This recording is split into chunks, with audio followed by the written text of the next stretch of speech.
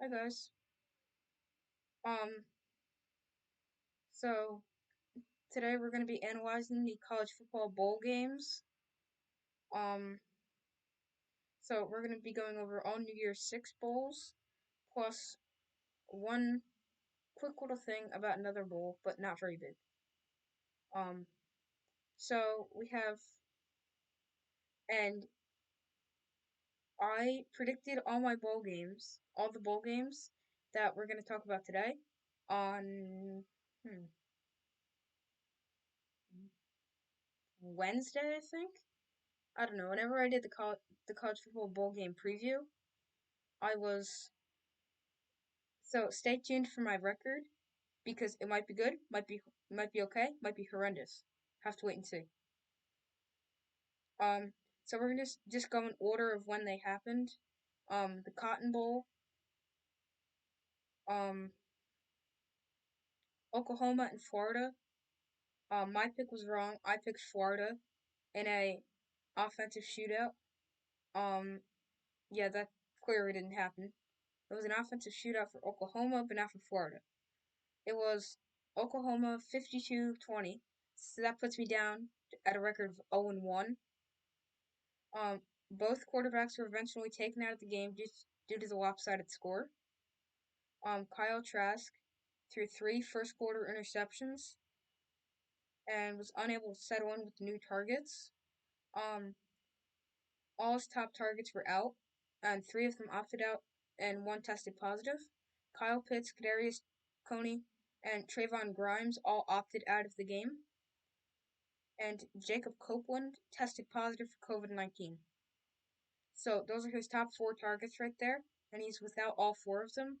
So that means he has to settle in with new targets, and he was unable to do that. So as I mentioned, that puts my bowl record at 0-1. Not a good start. Peach Bowl, Georgia versus Cincinnati. I picked Cincinnati. It was Georgia. It was Georgia 24-21. Georgia kicked a field goal with a few seconds remaining. And Cincinnati got the ball back, and they got a safety on a Hail Mary attempt. So the kickoff return, it bounced out. Like, they did a short kick, like a squib kick. Georgia did a squib kick after kicking a field goal.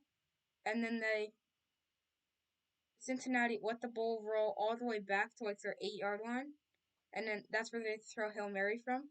It would have made sense to just take the ball as close to the kickoff, like as best field position as possible. So then you can do a Hail Mary or lateral the ball. But instead, it went back to within the 15, and um, they, the quarterback got sacked, and that was that game. So it was 22-21, but then the safety on the sack made it 24-21. Um, um, JT Daniels of Georgia, he's the quarterback. He had 392 yards, a touchdown, and a pick, which is an interception. And George Pickens, a receiver for Georgia, had 7 catches for 135 yards and a touchdown, including a great catch, a great diving catch. Um, so 0-2 is my record now. Bad start. Rose Bowl, college football semifinal, Notre Dame versus Alabama. I said I preferred Notre Dame to win, but I said Alabama, so that puts my record up to 1-2. Alabama was able to run the ball and throw the ball. They had 140 rushing yards, and they were very good through the air. They had 297 passing yards. Notre Dame had 139 rushing yards. And they didn't play bad. It's just they weren't able to score. So the final score, I think it was 31-14. Mac Jones was 25 for 30 of 30, 297 yards and 4 touchdowns. Najee Harris had 15 carries, 125 yards. And he had a gigantic hurdle. He jumped over a defender on a 53-yard run. And offensive player of the game, Devontae Smith, had 7 receptions, 130 yards, and 3 touchdowns. So that improves my record to 1-2. The Sugar Bowl. Clemson, Ohio State. Ohio State actually beat Clemson. They won behind Justin Fields 6 touchdowns. So that drops my record to 1-3. Justin Fields took a huge hit by James Skalski in the first half. You could definitely see as after he stayed down, he came out of the game for a few snaps. I think it was one snap, which they scored a touchdown. And no, it was one snap he was out, and then he came back in and threw a touchdown. And after he threw that touchdown, you could tell he was in a lot of pain. But he stayed in the game. And on that hit, James Skalski was ejected for targeting. And Clemson was also without Nolan Turner for the first half of the game because he was ejected for targeting in the second half of the ACC championship.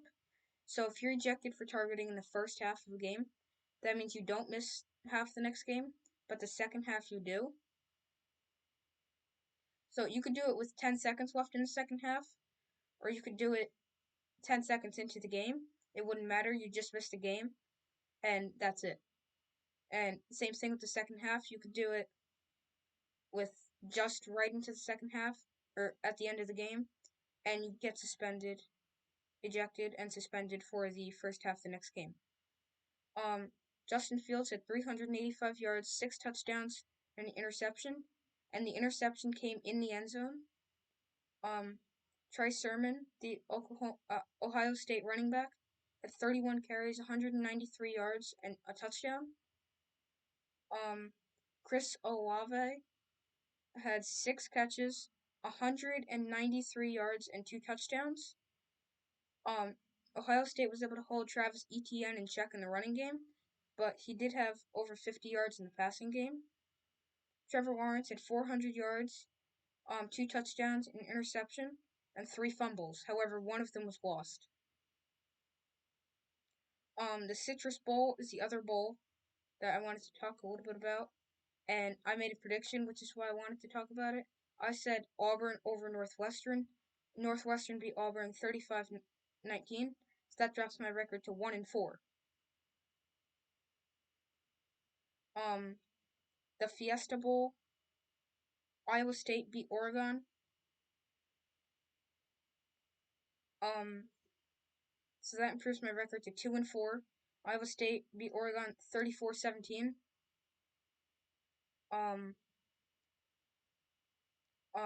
Iowa State ran the ball 56 times, and they only threw the ball 29 times, probably because they had a giant lead. Breece Hall had 34 carries, 136 yards, and 2 touchdowns. And Iowa State had 228 rushing yards as a team. And someone said that was a good explanation of the targeting rule. Thank you. I do my best to try to explain things because some rules can be a little bit tough to understand. And the Orange Bowl, the last bowl I'm going to talk about today. Texas A&M beats North Carolina, improving my record to 3-4. So a losing record, but not horrible for me. 3-4 record in 7 bowl games. It was the best for last out of the bowl games. And the most competitive. It was a back and forth game until the fourth quarter, where Texas A&M kind of pulled ahead. Devon Achane was a freshman filling in for Isaiah Spiller, who was injured in the first half. Achane had 12 carries, 140 yards, and 2 touchdowns. And before Spiller's injury, he had 11 carries for 50 yards and 2 touchdowns. And Anais Smith had 6 receptions for 125 yards. So that's it for now. Thank you. And for today, we'll be doing sports news on Tuesday. Thank you for watching. Be sure to like and subscribe. If you have any questions, be sure to put them down in the comments. So that's it. Like, subscribe, comment. Goodbye.